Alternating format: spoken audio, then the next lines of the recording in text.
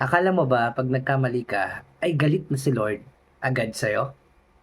Yung parang 'pag nagkamali ka, tingin mo katapusan mo na. So, parang finish line na, 'no? Mga ka-devotion, baka mali yung pagkakakilala natin sa Panginoon. Alam niyo po, sinabi po sa may Psalms chapter 103 verse 13, kung paano ang amay nagmamahal sa kanyang mga anak, gayon din naman ang pag-ibig ni Yahweh sa mga taong may takot sa Kanya.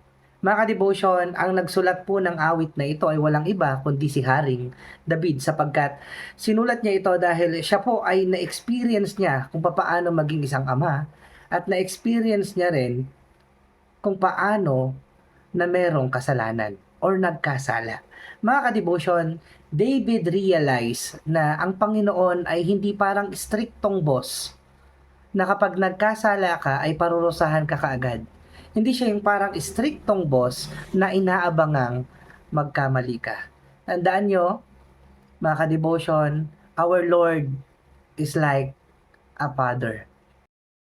Alam nyo, mga ka-devotion, alam ng Panginoon sapagkat siya ang gumawa at naglalang sa atin.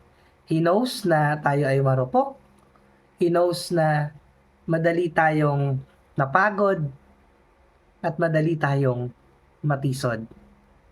Mga ka-devotion, kung feeling mo disappointment ka dahil nagkasala ka, sikapin mo na lumapit sa Panginoon, ka-devotion.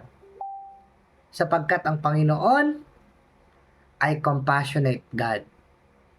Ang compassion ng Panginoon ay hindi base sa performance mo, but ito ay binabase sa character ng Panginoon. He is a loving Father.